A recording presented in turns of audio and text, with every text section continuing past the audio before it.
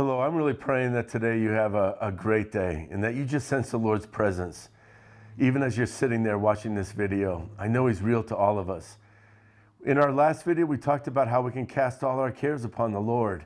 And that's such a safe place, knowing that He cares for us. But then the next verse actually seems to take a turn. Because as He tells us, don't be anxious for anything, He says this in verse 8 of 1 Peter 5, be of sober spirit, be on the alert. Your adversary, the devil, prowls about like a roaring lion, seeking someone to devour. So here he says, don't worry about anything. And then the next verse says the devil's going around, he wants to devour you, so be sober of spirit. Well, let's keep it in the context. He's telling us not to give over to fear. And then the next verse he says, but be sober. Why? Because the devil does want to eat the believer. But here's the thing.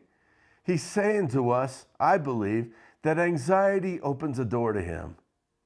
In other words, we got to resist the devil and he's going to flee from us. When you resist anxiety, you resist the devil.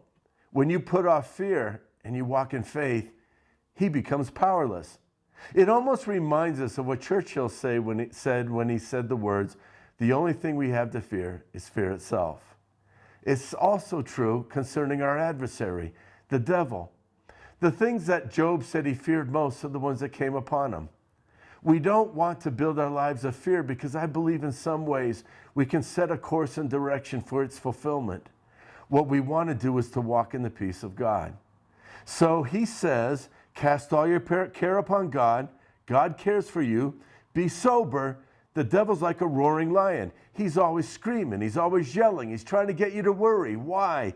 He wants you to flip from faith to fear. So don't listen to those lying voices in the middle of the night that cause you to lie awake. That's not the voice of God. Then he goes on to say this, resist the devil, firm in your faith, knowing that the same experiences of suffering are being accomplished by your brothers. So here's the thing, in the middle of the night or in the season of worrying, just let your heart be filled with faith. Refuse the fear. And just embrace the idea that all of our brothers and sisters in Christ are facing the same thing, and they're going to succeed. The gates of hell will not prevail against the church, and you're part of the church. You're part of the great list of saints who believed God and found the victory. So be sober-minded. Know you have a devil and an adversary. Resist his voice. Don't listen to him. Put off fear and walk in faith.